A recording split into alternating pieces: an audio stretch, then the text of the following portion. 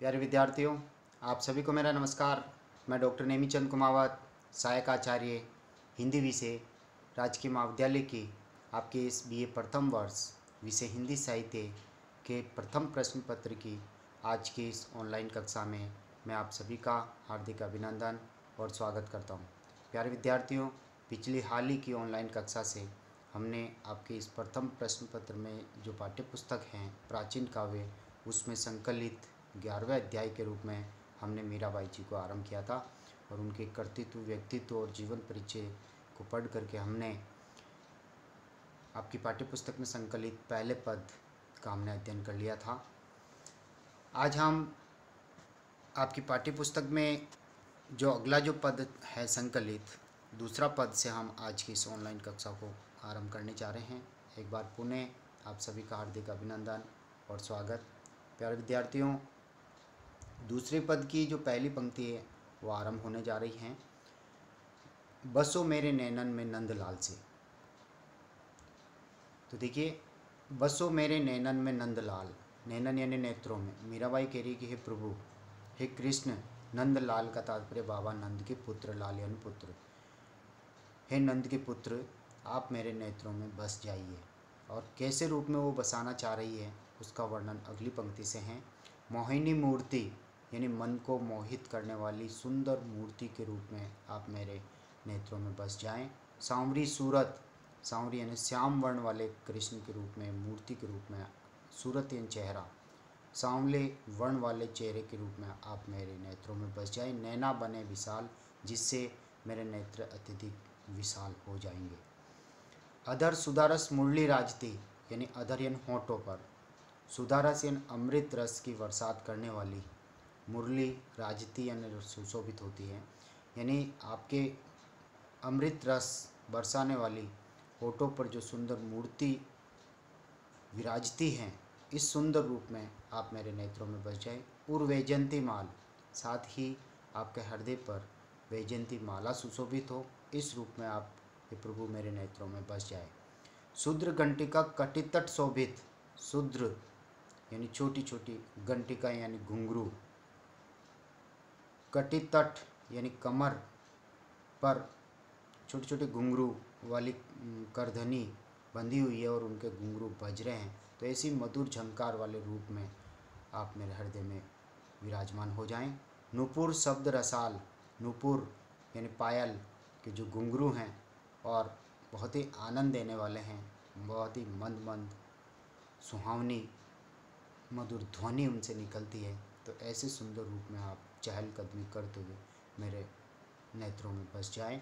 मीरा के प्रभु संतन सुखदाई, मीराबाई जी यहाँ कह रहे कि हे प्रभु, आप तो हमेशा ही संतों को सुख देने वाले हैं, आपकी कृपा दृष्टि उनके ऊपर हमेशा रहती है। भक्त वत्सल गोपाल, गोपाल का तात्पर्य यहाँ पर गायों के पालक, और भक्त वत्सल का तात्पर्य भक्तों का उद्धारक, अर्थात हे प्रभु, आप तो सदैव ही आपकी शरण में जो भी भक्त आया, जिसने भी आपकी भक्ति की, आपका नाम स्मरण किया, आप तो अपने इन भक्तों का उद्धार करने वाले हैं और संतों को सुख देने वाले हैं। हे प्रभु, ऐसे सुंदर रूप में आप मेरे नेत्रों में बस जाए और मेरा भी आप उद्धार कर दीजिए। तीसरा पद आरंभ कर रहे हैं हम। हरि मेरे जीवन प्राण आधार, हरि यानी यहाँ पर परमात्मा मेरे इस जीवन को जीने के प्राणों के आधार हैं, एकमात्र सारा प्रभु ही हैं। और प्रभु से तात्पर्य यहाँ पर कृष्ण हैं, क्योंकि मीरा की भक्ति माधुर्य भाव की है। उन्होंने अपने आप को पत्नी बना करके और कृष्ण को पति रूप में मान करके भक्ति की है। दूसरी पंक्ति है, और आशीरो नाहिन तुम बिन, हे प्रभु, हे कृष्ण, आप तो मेरे जीने का सहारा है, आपके बिना आशीरो यानी कोई ठौर ठिकाना मेरा नहीं है, कोई सहारा नहीं है, तुम्हारे बिना मैं बेसहारा हूँ। तीनों लोक मंजार यानी आकाश पाताल पृथ्वी लोक, इन तो मंजार यानी मध्य में, इन तीनों लोकों में ही मेरे लिए कोई सहारा नहीं है, मैं बेसहारा भटक रही हूँ, आप मेरे जीने का एकमात्र सहारा हैं। इसलिए हे प्रभु, आप मुझे भूला मत देना, आप मुझे अपनी शरण में अपनी दासी मान करके रख लेना। आप बिना मोहि कछु ने सुहावे, हे प्रभु, आपके बिना, आपके साथ के बिना, आपके सानिध्य के बिना मुझे इस संसार में कुछ भी अच्छा नहीं लगता है। सुहाना या अच्छा न सुहावेन कोई भी अच्छा नहीं लगना। निरख्यो सब संसार, यानी मैंने इस सारे संसार को निरख्यो यानी देख लिया है, परख लिया है, पूरी जान पड़ताल कर ली है मैंने। पूरे संसार को मैंने जान लिया है, खूब मैं भटकी हूँ, लेकिन मुझे संसार की कोई भी चीज़ अपनी ओर आकृष्ट नहीं कर सकी। केवल आपका सुंदर रूप ही मुझे अपनी ओर आकृष्ट कर रहा है। इसलिए प्रभु, आपके बिना इस संसार में मुझे कुछ भी अच्छा नहीं लगता। मीरा यहाँ बाई कह रही है, मीरा कहे मैं दासी रावरी दीजो मति विसार। मीरा बाई कह रही कि प्रभु, मैं भी आपकी भक्ति नहीं हूँ, आपकी दासी हूँ और मैं आपकी भक्ति करती हूँ। आप मुझे भूला मत देना, मन से कभी उतार मत देना। यानी इस भक्तिनी के ऊपर भी कृपा दृष्टि करना, इसका भी उद्धार करना, क्योंकि इसके जीने का एकमात्र सहारा है प्रभु आप ही हैं। इसलिए आप मेरी रक्षा करना। इन तीनों लोकों में मुझे आपके बिना और कोई ठौर ठिकाना मुझे नज़र नहीं आता है, और आपके बिना इस संसार में मुझे कुछ भी अच्छा नहीं लगता। मैंने संसार को देख लिया है, परख लिया है। इसलिए प्रभु, दासी मान करके मुझे कभी भूला मत देना, हमेशा अपने पास रखना। चौथा पद हम आरंभ करने जा रहे हैं। तनक हरि चित्तोजी मोरी ओर। तनक यानी थोड़ी देर। ये प्रभु, थोड़ी देर तो मेरी ओर एक बार कृपा दृष्टि कर दीजिए, एक बार मेरी ओर देख लीजिए, इस भक्तिनी की देखभाल कर लीजिए। हम चितवत तुम चितवत नहीं। मीराबाई कह रही कि प्रभु, मैं तो लगातार आपकी ओर निगाह भरी, आशा भरी नज़र से मैं आपको देख रही हूँ, और आप मेरी ओर बिल्कुल भी नहीं देख रहे हैं। दिल के बड़े कठोर। इसलिए मीराबाई कृष्ण के न देखने के कारण कहती कि आप तो हृदय से बड़े निर्दयी हैं, बड़े कठोर हैं। एक भक्तिनी दासी बनकर के अपने आप को आपके प्रति समर्पित कर चुकी है और आपको आशा भरी नज़र से देख रही है, लेकिन आप कृपा दृष्टि नहीं कर रहे। मेरी आशा चितवनी तुमरी, अर्थात मेरी सारी आशाएं, इच्छाएं, कामनाएं केवल आपकी एक कृपा भरी नज़र पर टिकी हुई है।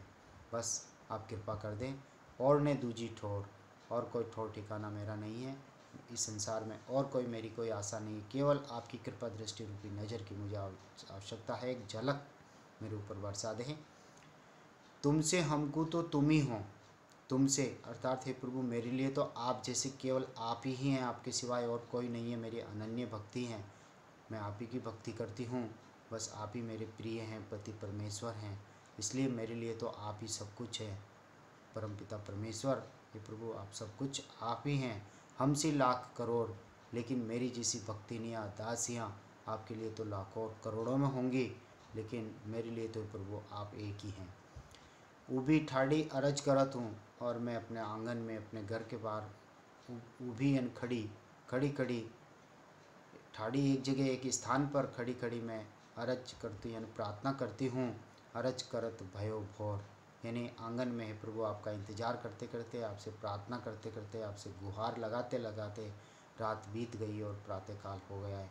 हे प्रभु, कब आप दर्शन देंगे, कब मेरे ऊपर एक कृपा दृष्टि नज़र डालेंगे। मीरा के प्रभु हरि अविनाशी, अंतिम पंक्ति में है। मीराबाई कह रही कि प्रभु, आप तो अविनाशी हैं, आपका कभी नाश नहीं होता है।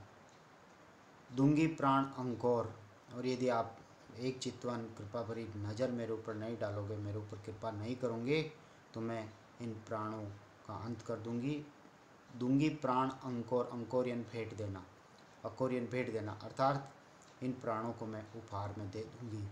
यानी मैंने अपने आप को आपके प्रति समर्पित कर दिया है। प्रभु, आप निर्दयी बन रहे हैं और आप चितवन एक नज़र मेरे ऊपर नहीं डाल रहे, इसलिए कृपा नहीं करी आपने, तो मैं मृत्यु को प्राप्त हो जाऊंगी, प्राणों की भेंट चढ़ा दूंगी।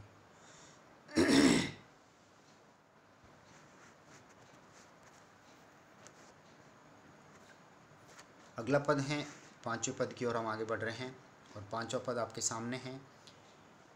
हेरी माँ, यानी अपने माँ को संबोधित करके कह रही है मीराबाई, हेरी माँ नंद को गुमानी, यानी बाबा नंद के गर्वीले पुत्र कृष्ण मारे मनड़े बस्यो, मनड़े यानी मन में, बस्यो निवास करता है। हे माँ, बाबा नंद का जो गर्वीला पुत्र हैं सुंदर कृष्ण, वे मेरे हृदय में बस गए हैं। गहे द्रुम डार कदम की ठाडो, मृदु मुस्क्याए मारी और हंस्यो, यानी उनका ऐसा एक सुंदर रूप मेरे मन में बसा हुआ है। जो घे यानी पकड़े हुए, द्रुम यानी डाली, द्रुम यानी पेड़, डार यानी डाली, कदम की यानी कदम के पेड़ की, ठाडो यानी खड़ा है। यानी ऐसे सुंदर रूप में हैं वो, त्रिभंगिमा वाली रूप में उन्होंने कदम के पेड़ की डाली को पकड़ रखा है और त्रिभंगिमा रूप में उसका सहारा लेके खड़े हैं, और साथ ही मधुर मधुर बांसुरी बजा रहे हैं, और मंद मंद वो मुस्कुरा जाते हैं बार बार। तो मृदु मुस्कान मारी और हंस्यो, और मंद मंद मुस्कुराते हुए मेरी ओर देख कर भी वो हंस पड़ते हैं। ऐसे सुंदर रूप में कृष्ण मेरे मन में, मेरे हृदय में, मेरे मनड़े में बसे हुए हैं। पीताम्बर कटी काचनी काचे, पीताम्बर यानी पीले रंग के वस्त्र उन्होंने धारण कर रखे हैं, कटी काचनी और कमर में उन्होंने धोती बांध रखी हैं। रतन जटित सिर मुकुट कस्यो, रतन जटित यानी रत्न और आभूषणों से जड़ा हुआ, हीरे जवाहरातों से जड़ा हुआ उन्होंने मोर पंखों का सुंदर मुकुट, बहुमूल्य मुकुट अपने मस्तक पर धारण कर रखा है। ऐसा श्री कृष्ण का सुंदर रूप, मेरे अनुपम सुंदर रूप मेरे हृदय में बसा हुआ है। मीरा के प्रभु गिरधर नागर, नीरक बदन मारो महारो मनड़ो बस्यो फस्यो। मीराबाई कह रही कि ऐसे सुंदर रूप को देख करके, नीरक यानी दर्शन करके, अपूर्व अनुपम छवि का दर्शन करके, बदन यानी शरीर, तो मीरा के प्रभु गिरधर नागर अर्थात गोवर्धन पर्वत को धारण करने वाले चतुर नटवर नागर श्री कृष्ण की ऐसी अनुपम सुंदर रूप का दर्शन मैंने किया, और ऐसा सुंदर रूप ही मेरे मन में फंस गया है, यानी मेरे मन में बस गया है पूरी तरह से। मीराबाई कह रही कि सुंदर रूप में मेरा मन भी उलझ गया है। तो वो अपने माँ को संबोधित करके इसमें कह रही है कि श्री कृष्ण का ऐसा सुंदर रूप मेरे हृदय में बसा हुआ है। अगले पद की ओर हम आगे बढ़ते हैं। अगला पद है छठा पद, निपट बंकट छवि नैना अटके।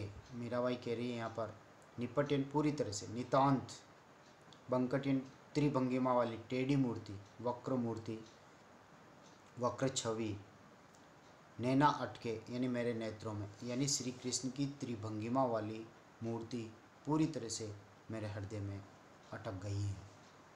देखत रूप मदन मोहन को, मदन मोहन, मदन यानी कामदेव की तरह आकृष्ट करने वाले, मन को मोहित करने वाले श्री कृष्ण के ऐसे सुंदर रूप को देख करके पियत पियत पीयूष ने मटके, पियत यानी पीते पीते, ऐसे सुंदर रूप का सौंदर्य पान करते करते, पीयूष यानी अमृत जैसे सौंदर्य रस का पान करते करते मेरा मन कभी तृप्त नहीं हुआ है। ने मटके यानी तृप्त होना। वारिज भवां, वारिज यानी कमल के समान, यानी उनका सुंदर मुख है, और कमल के समान कोमल उनका शरीर। भवां यानी भौं, उनकी टेढ़ी भौं हैं, काली भौं हैं। अलग टेढ़ी मानो, और अलग यानी घुंघराले बाल, टेढ़ी यानी टेढ़े मेढ़े घुंघराले बाल, केश राशि।